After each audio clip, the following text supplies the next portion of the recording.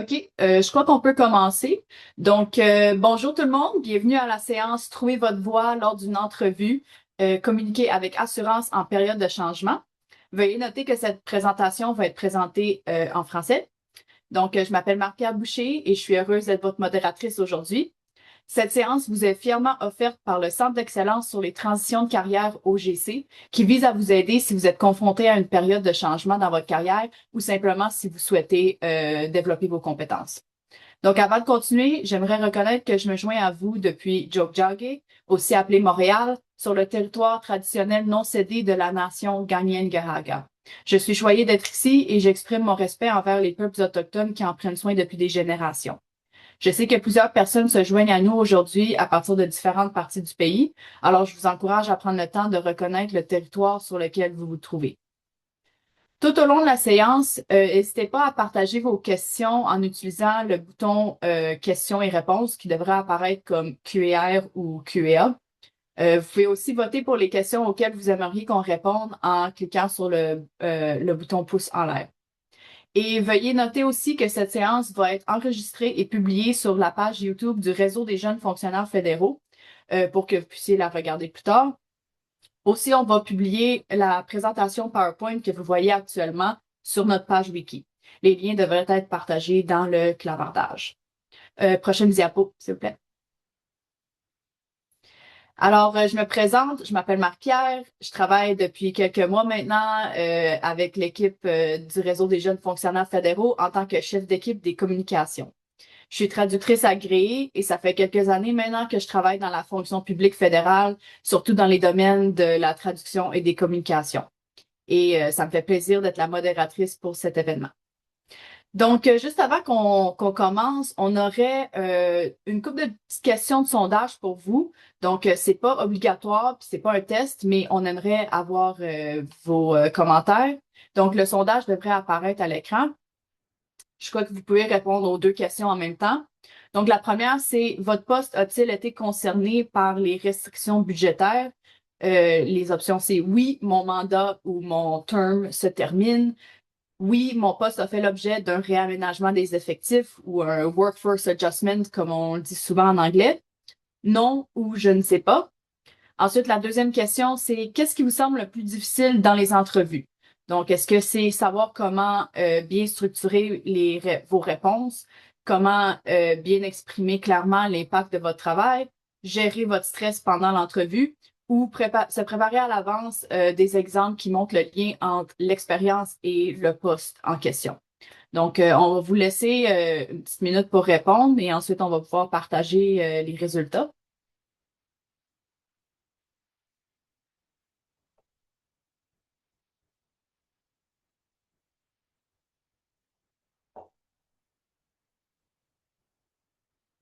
OK, donc on voit les réponses à l'écran.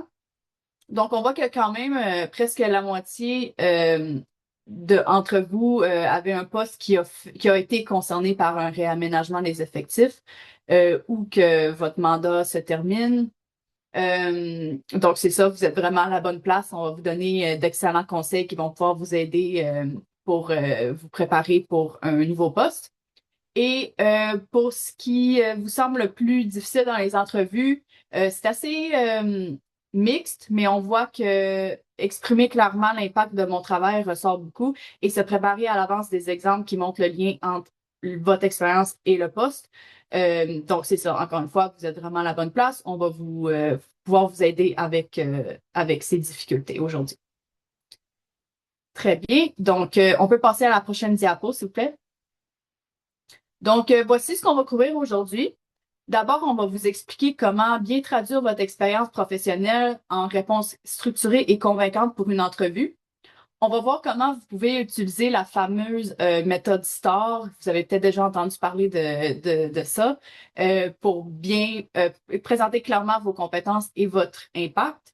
On va vous montrer comment vous pouvez bien relier vos réalisations du passé à la valeur que vous pouvez apporter à l'avenir à un nouveau poste. On va vous donner quelques trucs pour communiquer avec assurance, même quand vous êtes sous pression, ce qui est souvent le cas pendant une entrevue. Et enfin, on va vous aider à définir un plan avec lequel vous allez pouvoir repartir aujourd'hui pour réussir votre prochaine entrevue. Sur ce, je vais laisser la parole à Joshua Frame, le président national du Réseau des jeunes fonctionnaires fédéraux, pour qu'il se présente et prononce quelques mots d'ouverture. Parfait. Merci beaucoup, Marie-Pierre. Alors, c'est vraiment un plaisir de vous joindre aujourd'hui. Alors, je suis Joshua Frame, le président national du Réseau des jeunes fonctionnaires fédéraux. J'ai joint aux fonctions publiques en 2009. Alors, j'ai 16, presque 17 ans d'expérience dans la fonction publique, dans les divers rôles. J'ai commencé comme président du réseau des jeunes fonctionnaires fédéraux en 2016. Et puis vraiment, cette séance aujourd'hui, c'est à cause du situation du restreint fiscaux. C'est à cause de la situation de les réaménagements des effectifs. On pense que c'est important que vous investissez dans vous-même, dans votre apprentissage pendant cette période de changement et pour voir comment vous pouvez avoir les meilleurs prochains pas dans votre parcours professionnel, de aider votre parcours, de trouver une nouvelle poste, de avoir les trucs et les astuces pour avoir du succès. Prochaine diapo, s'il vous plaît. Alors, quelques de ces éléments de trouver votre voie lors d'une entrevue. Alors, les entrevues peuvent être intimidantes. Et maintenant, beaucoup d'entrevues, c'est virtuel, c'est sur Teams, c'est par VidCruiter, quoi que ce soit. Mais surtout, en période de réaménagement des effectifs et d'incertitude, c'est stressant. Alors, on va parler un peu de cela, et vous donner des trucs, des astuces pour vous aider. Mais les entrevues et un réaménagement des effectifs, ça constitue aussi une occasion de trouver un nouveau poste intéressant, de repenser c'est quoi que vous voulez faire dans les prochaines années de votre carrière, tout au moins de mettre en pratique votre préparation, vos compétences. Alors, vraiment, c'est investir dans cela pour avoir du succès dans une entrevue, dans un processus de sélection, un processus de sélection et de retenue des employés, quoi que ce soit. Alors, c'est vraiment pour une entrevue, comment pouvez-vous traduire votre expérience en réponse claire et convaincante? Alors, on va discuter de cela tout au long du séance. Et avec cela, je vais passer la parole à Tabassum, mais je vais rejoindre pour le période de questions et réponses. Alors, à toi, Tabassum. Merci beaucoup. Merci, Josh. Et bienvenue et bonjour à tous. Je me présente, je m'appelle Tabassum Khan, je suis coprésidente du comité interministériel Mentor GC avec Justine Reynolds et Mélanie Singh. Je suis conseillère en politique et des programmes de ressources humaines au BSF. Au cours de mes 8 années comme fonctionnaire public et de mes 2 années précédentes comme consultante et dans mes parcours bénévoles, j'ai vécu différents types d'entrevues. Chaque expérience m'a permis de développer et de démontrer plusieurs compétences essentielles. Les entrevues d'embauche peuvent sembler intimidantes, mais elles ne le sont pas fortement. Il est important de ne pas les considérer comme un examen, mais comme une occasion de mettre en valeur la meilleure version de vous-même, vos forces, votre parcours et votre potentiel. Transformer notre peur en opportunité, c'est le message clé que j'espère que vous retiendrez de cette session. Alors, sans tarder, commençons. Prochain diapo. Merci.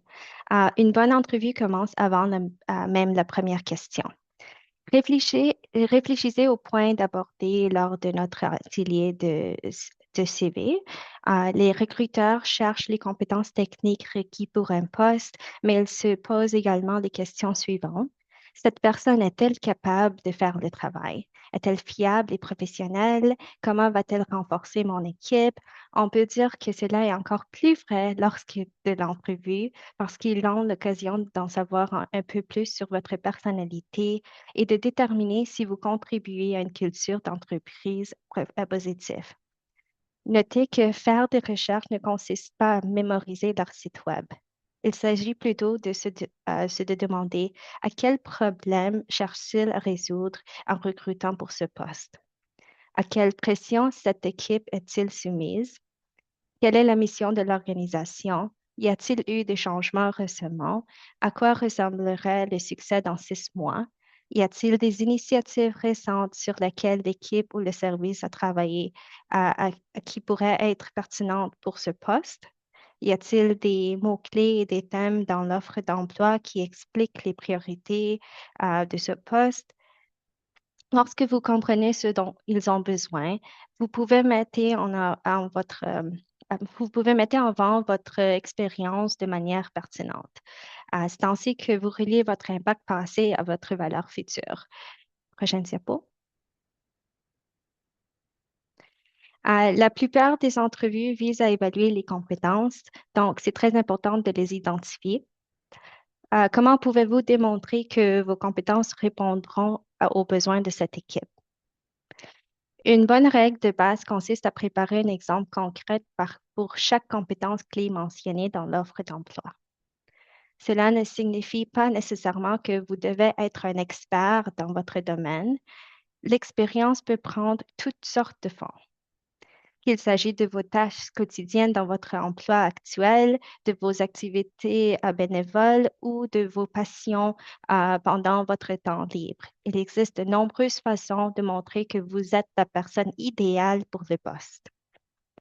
Les compétences techniques sont importantes, mais elles s'acquièrent souvent par l'apprentissage. Si vous êtes une personne motivée et travailleuse, il est important de le mettre en avant.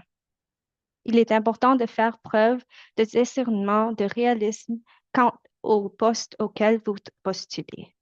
Par exemple, un étudiant postulant à un poste de haut niveau, c'est un peu irréaliste. Avec le temps et l'expérience, vous pourrez développer vos compétences et votre confiance en vous, mais commençons une étape à la fois. La prochaine diapo. L'intelligence artificielle est un grand avantage pour les candidats à nos jours. Les candidats peuvent maintenant mieux se préparer pour leur entrevue en utilisant cet outil. Par exemple, vous pouvez copier une fiche de poste dans un outil intelligence artificielle et lui demander de vous aider à identifier les compétences clés susceptibles d'être évaluées lors de l'entrevue. Vous pouvez également lui demander de générer des exemples de questions d'entrevue, ce qui peut vous aider à vous entraîner et y répondre. Certaines personnes utilisent aussi l'intelligence artificielle pour organiser leurs idées et structurer leurs exemples à l'aide de la méthode STAR, la situation, tâche, action et résultat. À partir de là, vous pouvez affiner la réponse avec vos propres mots. L'intelligence artificielle peut également être utile si vous souhaitez simuler une entrevue. Vous pouvez recopier la description de poste sur une plateforme d'intelligence artificielle en ajoutant une consigne qui pourrait ressembler comme vous êtes un responsable de recrutement expérimenté. En vous basant sur cette description de poste et sur ce que vous savez des questions d'entrevue courantes et des candidats solides, veuillez me poser des questions auxquelles je pourrais m'entraîner à répondre. Il est important de garder à l'esprit que l'intelligence artificielle doit être utilisée comme un outil d'aide à l'organisation de votre réflexion. Je veux vraiment souligner qu'elle ne doit pas remplacer votre voix, votre expérience ou vos exemples concrets. C'est donc votre expérience vécue et votre jugement professionnel qui donnent tout leur sens à vos réponses lors d'une entrevue. Prochaine diapo. De nombreuses organisations, en particulier dans les fonctions publiques, ont recours des entrevues en panel dans le cadre de leur processus de recrutement. En général, une entrevue en panel réunit 2 à 4 personnes chargées d'évaluer différentes compétences liées au poste. Vous remarquerez peut-être qu'une personne dirige l'entrevue et pose les questions, ou les questions sont partagées et posées par chaque membre du panel. Les autres membres du panel peuvent prendre des notes pendant que vous parlez. Chaque personne peut poser des questions liées à un domaine spécifique, tel que la collaboration, la résolution de problèmes ou le leadership. Il peut arriver que le candidat se sente mal à l'aise lorsque les membres du panel prennent des notes ou ne réagissent pas pendant qu'il parle. c'est tout à fait normal. Ils consignent souvent les réponses par écrire afin de garantir que le processus soit équitable et cohérent pour tous les candidats. Ils peuvent également vous accorder un moment de réflexion avant de répondre à une question. Prendre une brève pause pour structurer vos pensées, notamment en utilisant la méthode STAR. Le plus important à retenir est que le panel est là pour comprendre votre expérience et vous évaluer par rapport au poste et non pour vous mettre la pression. Considérez cela comme une conversation structurée sur votre travail et l'impact que vous avez eu. Si vous ne savez pas vers qui vous tournez pendant que vous répondez, commencez par la personne qui a posé la question, puis incluez naturellement le reste du panel au fur et à mesure que vous parlez. Je- Prochaine diapo, je crois que je dois céder la parole maintenant à Josh, à Moss, excuse. Moss, bienvenue, la parole est à toi. Merci beaucoup, Tabassum. Merci. J'ai apprécié la partie que tu as couverte. Puis effectivement, c'est super important de prêter attention avant. La préparation, je te dirais, c'est la clé du succès. Donc, moi, c'est Mouftakir. Je suis conseiller praticien principal ici au bureau de l'Ombuds à Transport Canada. Je suis très ravi d'être avec vous aujourd'hui. Merci pour l'invitation à la Fédération des étudiants. Donc, ça ne va pas me rajeunir, mais c'est ma 18e année bientôt. J'ai dit 16, mais c'est ma 18e année au niveau de la fonction publique. J'en ai vraiment vu de tout le genre d'entretien. J'ai été des deux côtés aussi de la clôture, c'est-à-dire j'ai été candidat. J'ai aussi fait des entretiens pour recruter du monde. Donc, c'est vraiment très important d'avoir cette exposition-là aux deux facettes de c'est quoi une entrevue, comment se préparer. Je suis ainsi très, très impliqué au niveau du réseau des personnes noires et racialisées. Donc, oui, la diversité et l'inclusion, c'est quelque chose pas seulement qui est un moteur pour moi, mais c'est vraiment aussi une réalité. C'est quelque chose que je vis dans toutes les décisions que je prends, dans tous les documents, tous les projets dont je suis impliqué.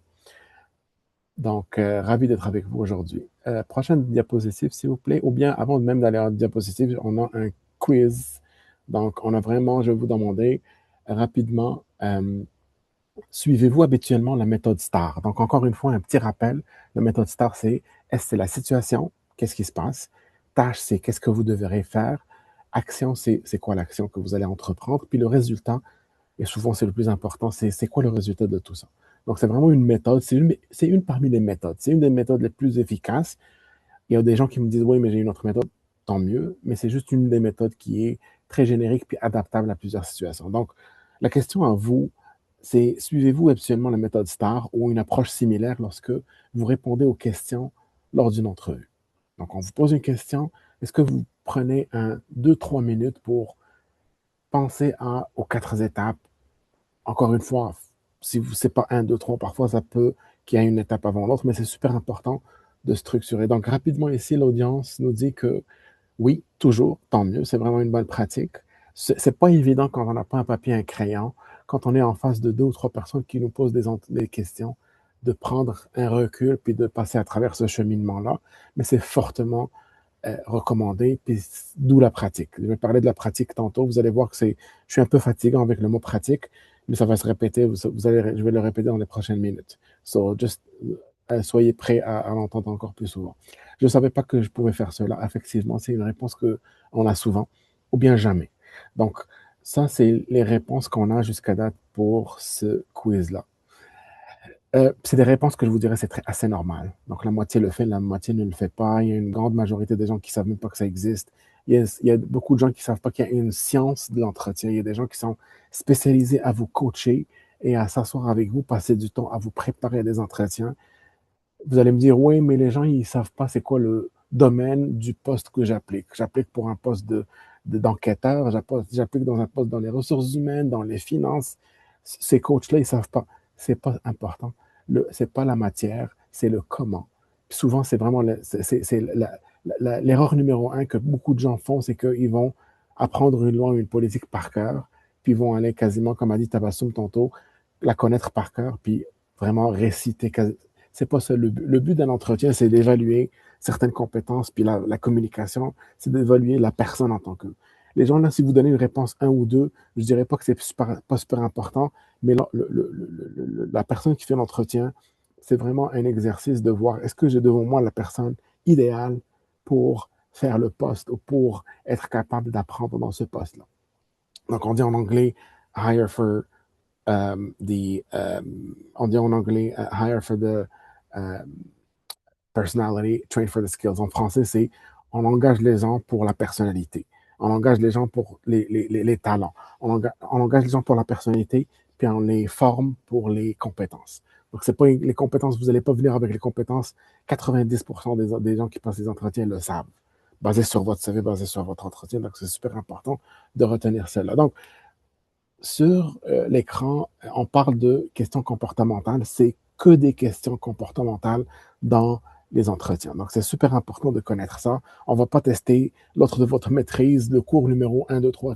C'est pas ça. C'est vous, en tant que personne, qu'est-ce que vous allez apporter.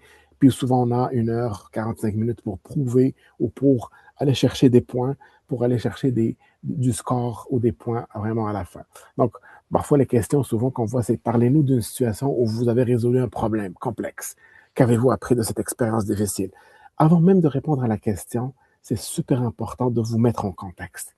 Donc, avant même d'aller à l'entretien, il y a une préparation, comme Tabassou m'avait dit, puis pour savoir c'est quoi, l'équipe est en charge de quoi, c'est quoi les projets, c'est quoi, qu'est-ce qui fait, c'est quoi les challenges, c'est quoi les défis que cette équipe-là. C'est super important de vous mettre, je vais utiliser le mot encore une fois, je m'excuse en français, de profiler, c'est de vous mettre dans les souliers d'un candidat idéal. C'est quoi le candidat idéal qui cherche? Donc, c'est super important.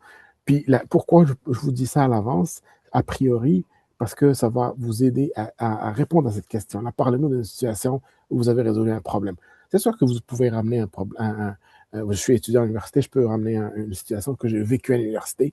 Mais si vous avez vécu une situation où les éléments sont très semblables à ce que l'équipe vit ou ce que le poste que vous allez occuper est, vous allez vraiment avoir un score plus haut et vous allez pouvoir faire des liens entre la réalité des choses. Un autre exemple, c'est donnez-nous un exemple de situation où vous avez dû vous adapter à un changement. C'est quelque chose vraiment que je vous dis, c'est que c'est assez constant au gouvernement fédéral, c'est le changement. Donc, c'est deux mots contradictoires, mais la chose la plus constante, c'est le changement. Vous allez toujours avoir des changements tout au long de votre carrière, que vous restez là tout au long de votre carrière au fédéral. Changement au niveau de l'équipe, changement au niveau du projet, changement au niveau de qui dirige, changement au niveau du financement. En tout cas, il y a même des cours qui se donnent sur la gestion de changement. Il y a des certifications qui se donnent. Donc, soyez pas surpris s'il y a un shift ou une rebalance ou un redirigé de votre carrière, une redirection. Souvent, c'est très, très présent, surtout avec la dernière année. Parlez-nous d'une situation où vous avez fait preuve du leadership. Très important. Leadership, c'est pas juste par le poste. Je suis directeur, je suis gestionnaire, je suis leader. C'est pas juste ça. Ça vient pas avec le nom, le titre du poste. Ça vient avec votre personnalité, ce que vous avez fait. Vous n'avez pas besoin d'être dirigeant pour avoir du leadership. Il y a des gens qui sont des employés où ils gèrent juste des projets, puis ils ont des facettes où ils ont des traits de leadership. Décrivez-nous aussi un projet ou une tâche où vous avez produit un résultat significatif. C'est très important, encore une fois, de ramener des exemples qui vont aller dans le contexte de ce que vous allez faire ou de la nature du poste que vous allez faire. Je ne suis pas en train de dire aux gens d'avoir toujours le même exemple, c'est vraiment pas ça le but, mais le but, c'est d'avoir un stock ou une liste d'exemples à l'avance où vous pouviez, comme un outil, une boîte d'outils, puis la question que vous est posée, ben vous avez une idée sur quel exemple vous allez utiliser dans votre entretien. Parfois, c'est le même exemple. Parfois, souvent, moi, personnellement, je l'ai fait, où j'ai utilisé la même situation, mais ça répond à deux différentes questions comportementales. Souvent, puis gênez-vous pas à vous le dire, à le dire à la personne. C'est très, très important. Prochaine diapositive. Donc, question d'entrevue courante, souvent, donc une question très, très typique que vous allez voir ici, c'est imaginer que vous êtes responsable de la livraison d'un projet ou de compléter un projet dont la date limite approche et que votre gestionnaire vous demande de prendre en charge une demande urgente qui vous demandera également beaucoup de temps. Donc, comme j'avais mentionné tout à l'heure, une redirection complète parce qu'il y a une urgence. Comment gérez-vous ces priorités concurrentes? Encore une fois, C'est pas la, comment dire, c'est pas la nature de la réponse que vous avez donnée, mais comment vous allez répondre.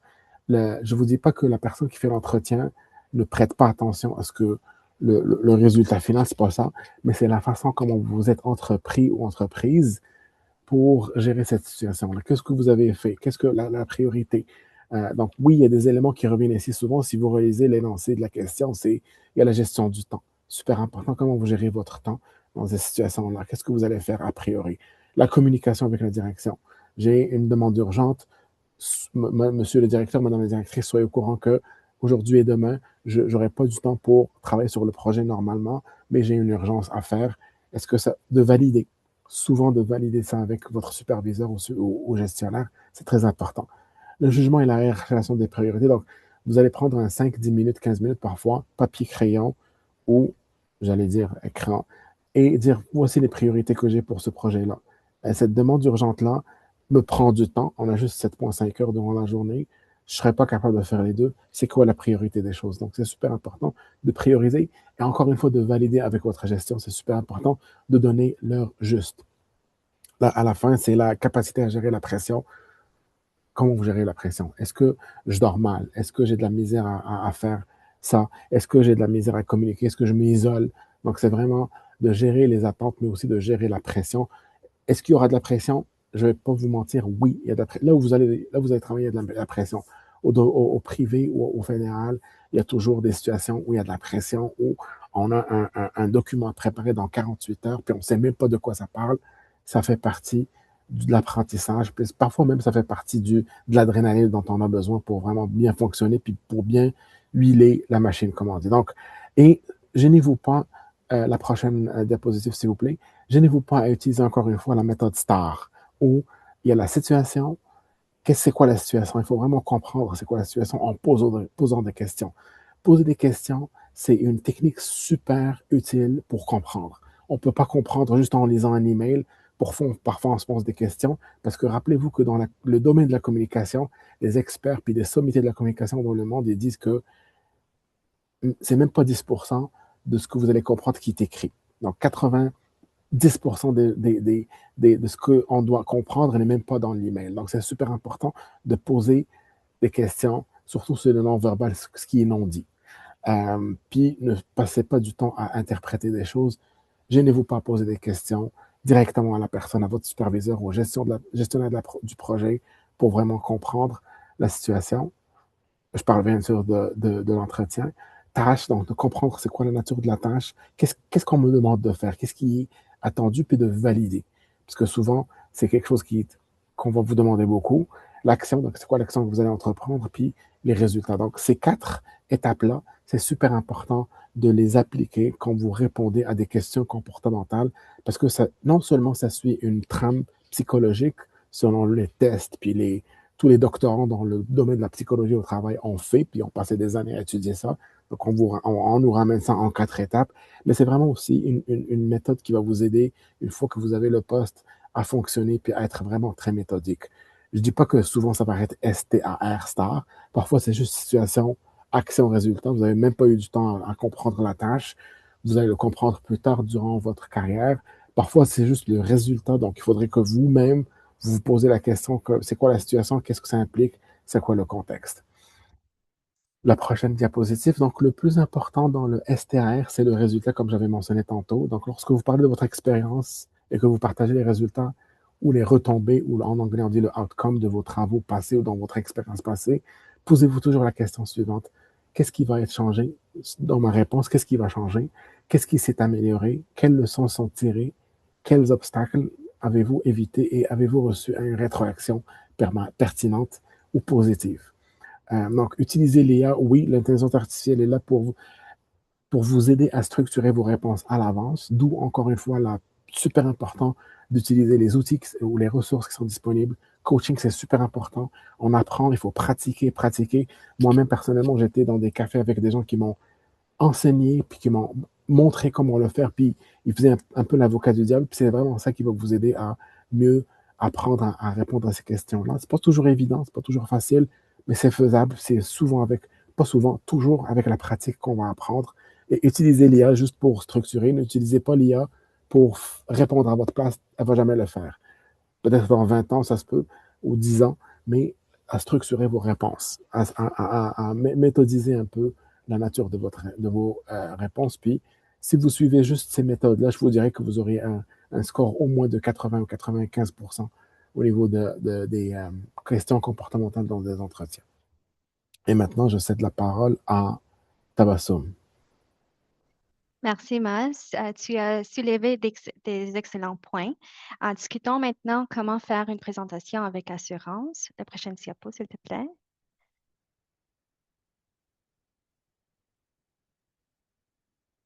Prochaine diapo, s'il te plaît. Oh, je crois que on est parti trop vite. C'est la diapo qui commence avec se montrer son meilleur jour. OK, c'est bon. Euh, il est tout à fait normal et compréhensible d'être nerveux lors d'une entrevue. Il n'y a aucun problème à prendre un moment pour assimiler la réponse. Les membres du panel vont attendre que vous fassiez parfois une pause pour répondre à chaque question de manière réfléchie et soignée. Euh, Cela vous aide à éviter les réponses précipitées et paniquées pour adopter une attitude plus confiante et maîtrisée qui vous permettra de faire ressortir les points essentiels. Si vous avez besoin d'un instant pour réfléchir à une question spécifique, une bonne formule de transition est Oh, c'est une excellente question. Oh, j'aime beaucoup cette question. Cela leur fait un complément et montre au panel que vous êtes attentif et à l'écoute. Ça vous permettra de marquer une brève pause pour rassembler vos idées et de préparer une réponse. Évitez les expressions minimisantes. Arrêtez de dire ce n'est peut-être pas le meilleur exemple, mais remplacez ça par dire un exemple fort qui illustre cela est ayez confiance en votre expérience et à vos réponses. Lorsque vous vous rendez à une entrevue en personne, le lieu est généralement choisi pour vous. Lors d'une entrevue virtuelle, il est important de réfléchir à l'impression que vous pourriez donner sans même vous en rendre compte, comme à travers votre arrière-plan virtuel.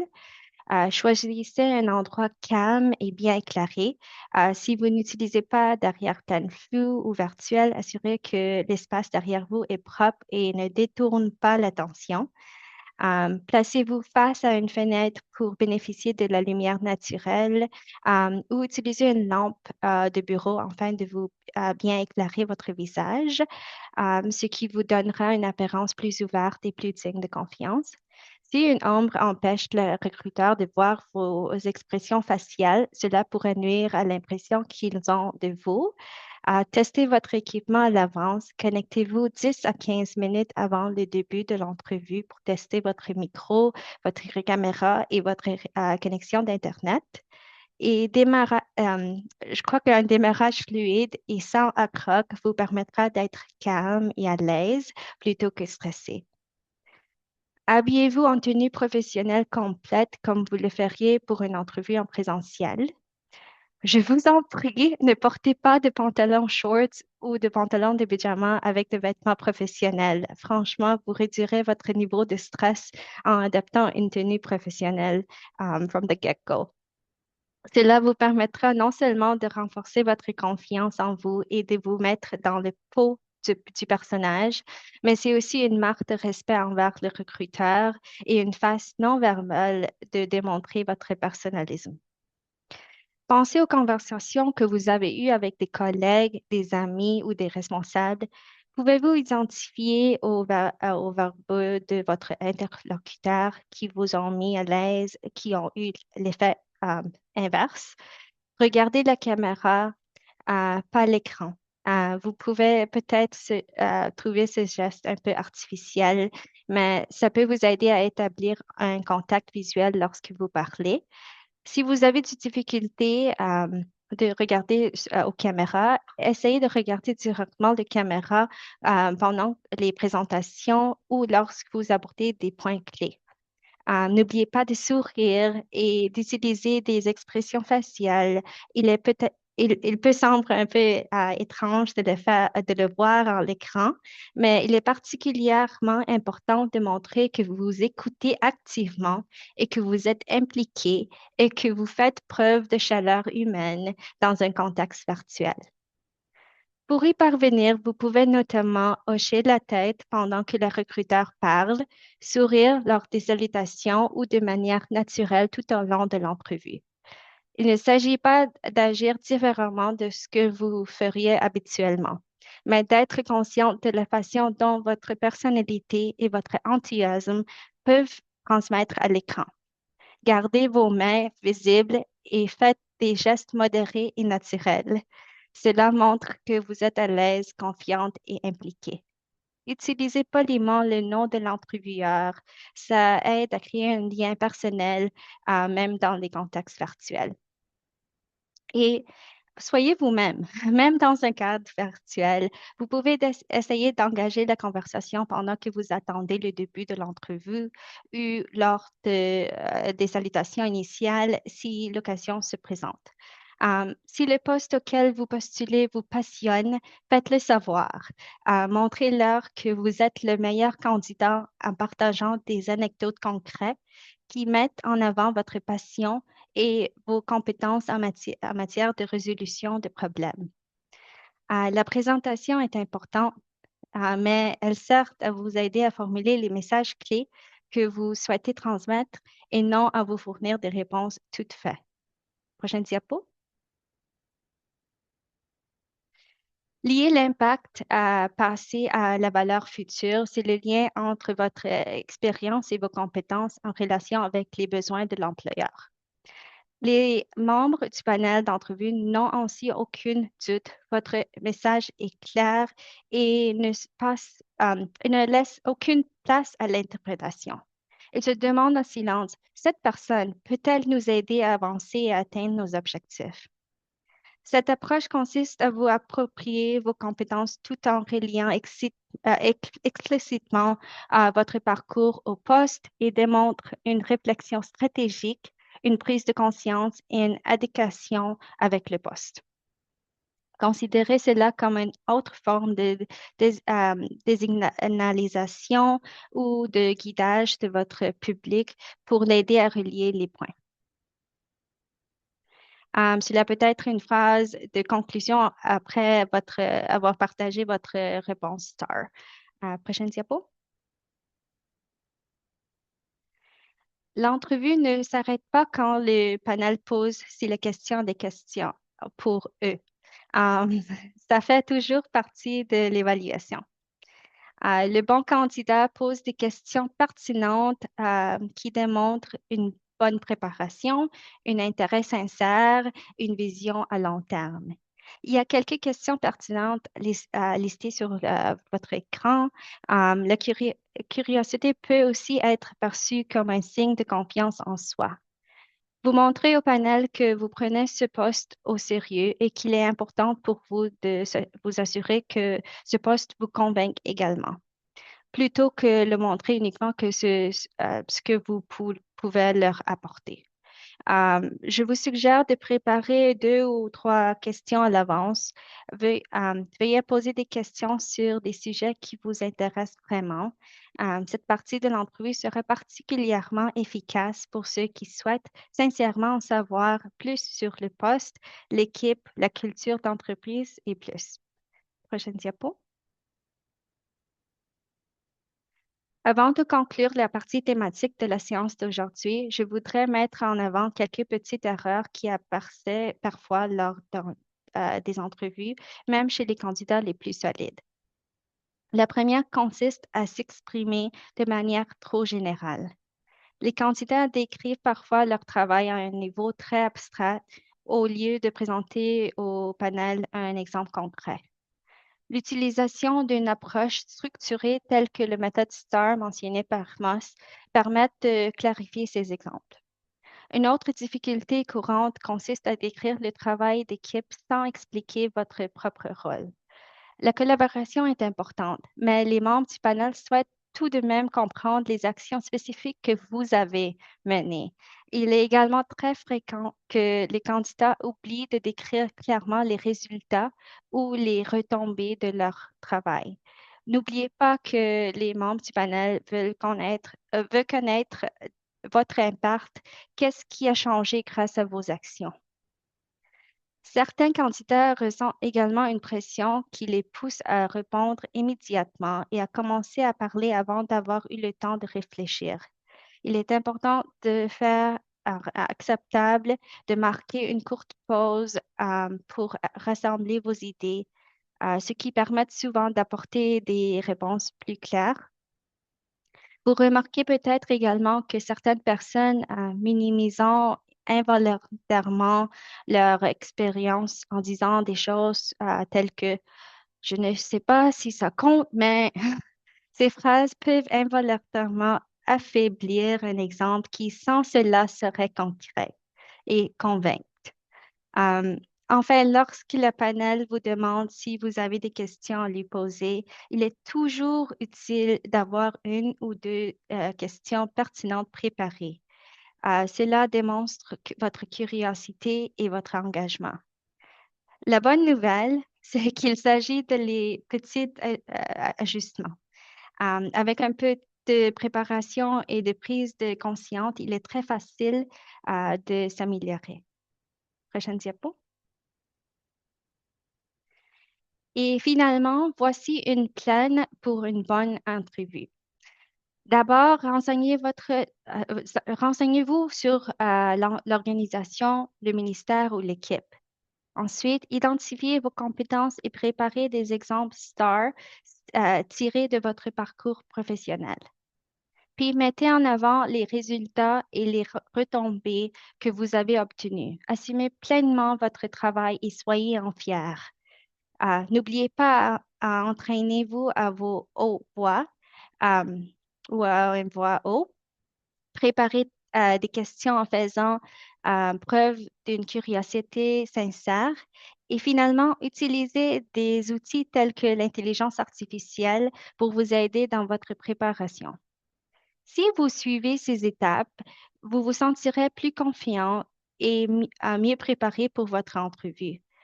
Ne vous laissez pas envahir le stress, car vous connaissez votre valeur et vous offrez au panel quelque chose de tangible.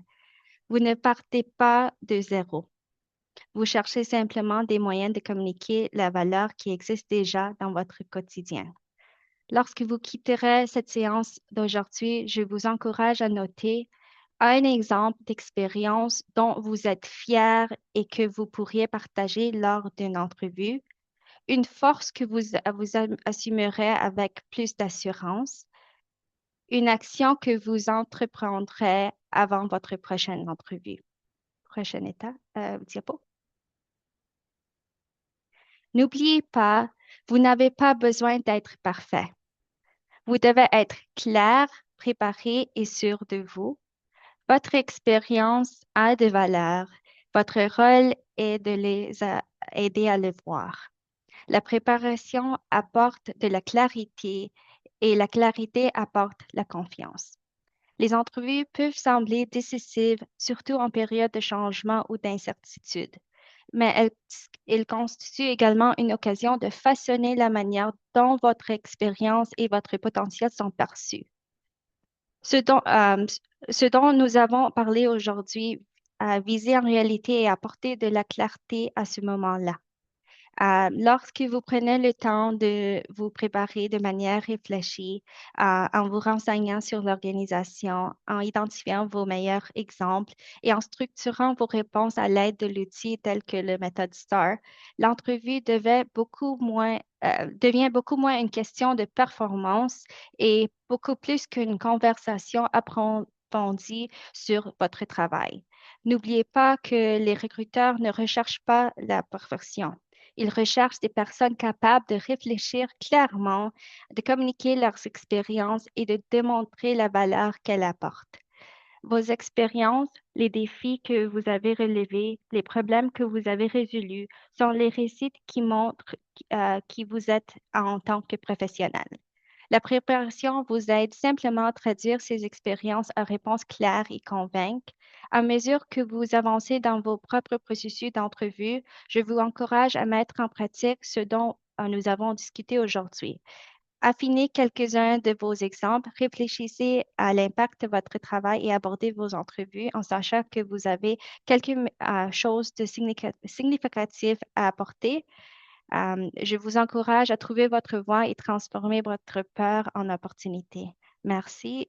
Marie-Pierre, je te cède la parole. Merci, Tabassum, et merci à vous que vous avez donné aujourd'hui.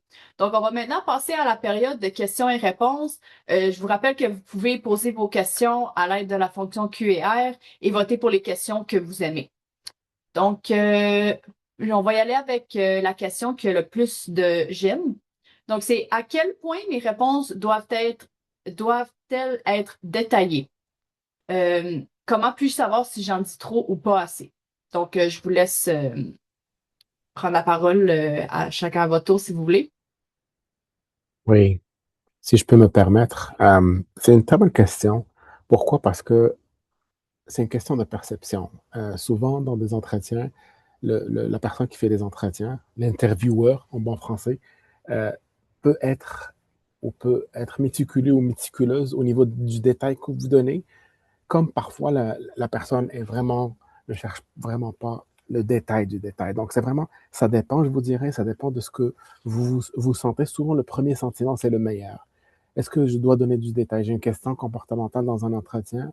Est-ce que je dois vraiment aller au fin fond du détail? Par exemple, je donne une situation, le mardi 15 décembre 2014, lors d'une réunion avec, peut-être non, pas à ce niveau-là, mais parfois du détail qui va vraiment faire l'impact, je vous dirais. Donc, si vous décrivez une situation qui est arrivée dans le passé, essayez vraiment de parler du côté sensible, au côté, qu'est-ce que ça a eu comme impact? Le feeling. Souvent, le feeling ne monte pas, je vous le dis. Ça fait des années que je suis là, votre feeling ne va pas mentir.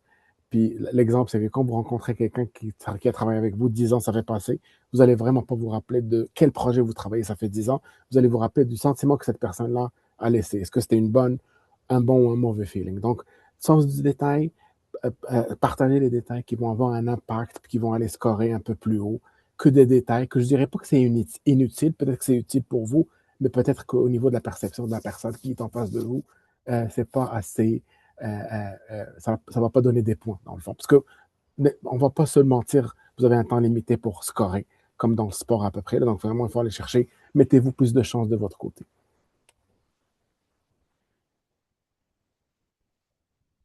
Parfait. Si je peux ajouter quelques mots, je dirais comme pour une position à le début de votre carrière, c'est différent d'une position au milieu ou au fin de votre carrière. Pour une position AS1, AS2 ou une position CR, c'est un peu plus simple pour les questions d'entrevue, probablement. Tu ne dois pas être le même niveau de détail que pour une position de EC6.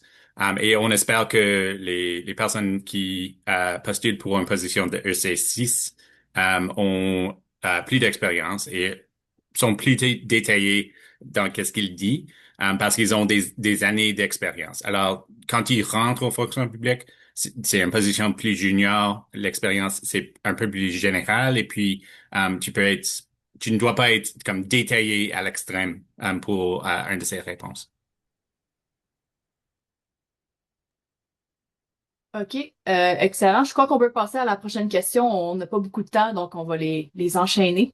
La prochaine question, ça serait, si on se prépare à l'avance, habituellement, est-ce qu'on a le droit à nos notes pendant une entrevue? Est-ce que c'est mal vu si on se réfère à nos notes souvent? La personne qui a posé la question dit qu'elle perd souvent le fil de ses pensées avec le stress, alors elle risque de devoir se référer à ses notes. Alors, est-ce que c'est mal vu d'avoir des notes pendant une entrevue? Ouais. Si je, si je peux me permettre, désolé, je réponds juste, je demande même pas la permission, là, je m'excuse à l'avance, mais absolument pas, absolument pas, c'est vraiment pas mal vu. Vous avez des notes, vous prenez des notes, il faut demander au début. Moi, personnellement, je demanderai, est-ce que ça dérange pas si j'ai des notes, je prends des notes ou j'ai un stylo, un papier ou quoi que ce soit.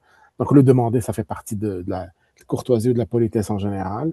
Si c'est non, parfois il y a des entretiens, ils vont dire non, vous n'avez pas droit aux notes ou quoi que ce soit, ça se peut, quoique j'en ai rarement vu, mais absolument pas. Si ça va vous aider, puis expliquez pourquoi vous prenez des notes.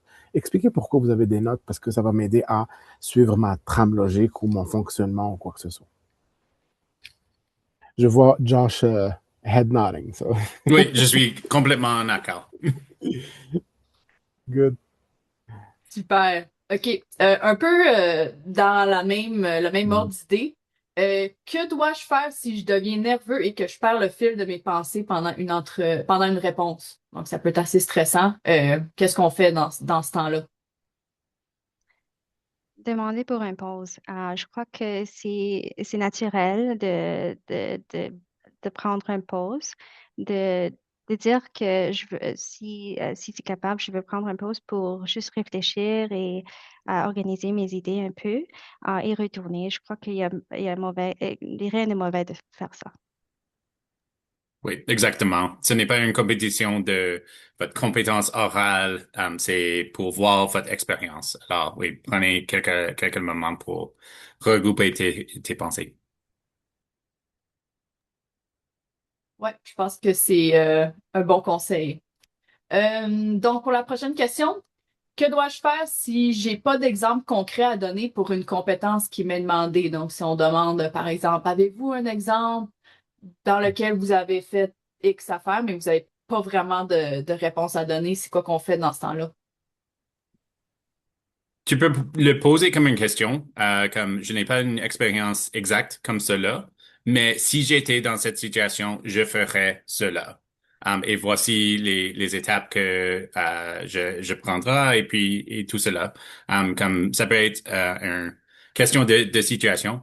Le plus mauvaise chose que tu peux faire, c'est de dire non, je n'ai pas cette expérience. Boom, done. Alors, parce que tu veux c'est entièrement possible que tu n'aies pas cette expérience exactement, mais tu dois partager comment est-ce que tu approcheras cette situation qu'est-ce que tu feras. Mhm. Absolument. C'est une très bonne approche. Josh, souvent, vous vous posez des questions, puis surtout moi, quand j'ai commencé ma carrière, ça fait des années, il y avait des expériences que j'avais pas. Je peux pas mentir puis dire oui, oui, j'ai fait un projet de construction de pont en Nouveau-Brunswick. Je l'ai pas, je l'ai jamais fait, je peux pas inventer. Mais il y a rien qui vous empêche à ramener une hypothèse, comme a dit Josh. Vous allez souvent le voir dans le monde universitaire où j'enseigne, c'est l'hypothétisation de la solution. C'est-à-dire que, hypothétiquement, que je suis un des gestionnaires de projet pour bâtir le pont au Nouveau-Brunswick, ben, je commencerai avec telle chose, je ferai telle chose, je partagerai telle chose. Donc, ça, honnêtement, ça démontre comment vous allez vous comporter dans cette situation-là. Très bien, merci. Prochaine question. Comment, comment puis-je faire ressortir mes exemples si je rivalise avec des candidats qui ont un parcours très similaire? Donc, comment peut-on se démarquer dans une entrevue? Définissez votre image de marque. Find your branding. Je crois que c'est très important um, d'essayer de trouver c'est quoi qui est unique, c'est quoi qui identifie vous comme une personne et pourquoi vous êtes la meilleure candidat. Um, c'est un perspective mental pour vous aussi. Et c'est quelque chose que vous faites um, pour vous-même, pour amplifier votre confiance. Et il y a des ateliers aussi, je crois que Mm. le réseau de gens fonctionnaires publics a partagé sur Finding Your Brand. C'est quelque chose que je vous conseillerais de regarder aussi. Absolument, absolument. Je vous dirais, on a tous des types d'apprentissage différents. Apprendre à bien réussir un entretien, ça fait aussi partie de l'apprentissage. Donc, si vous préférez, comme a dit Tabassum, regarder des vidéos, faites-le. Souvent, il y a vraiment de très bons tutoriels sur YouTube et toutes les plateformes de vidéos de partage. Je me sens un peu vieux, je ne veux pas vous dire c'est quoi les meilleurs médias sociaux là, qui sont disponibles. J'en ai pas beaucoup personnellement, mais il y a beaucoup, beaucoup de vidéos qui sont super utiles où ils vont vous donner certaines astuces que peut-être avant, ça prenait du temps vraiment à lire des livres ou quoi que ce soit. Donc, vraiment, mettez plus de chances de votre côté de vous informer à l'avance de qu'est-ce qui va vous faire démarquer. La simple réponse, c'est vous-même. Vous ne pouvez pas être la personne que vous n'êtes pas dans un entretien. On ne peut pas se mettre dans la peau de quelqu'un qu'on n'est pas, parce que dans le fond, ça va paraître de toute façon. Mais votre marque, comme a dit Tabassum, votre marque est super importante, puis aussi la confiance que vous inspirez. En anglais, on dit l'aura, mais on dit aussi en français le aura. Qu'est-ce que vous dégagez comme confiance? Qu'est-ce que vous dégagez comme connaissance? Qu'est-ce que vous dégagez comme moyen de communication? C'est là où vous allez vraiment aller chercher plus de points, puis vous allez, entre guillemets, plaire, parce que est-ce que c'est un exercice de plaire? Oui, on va pas se le mentir.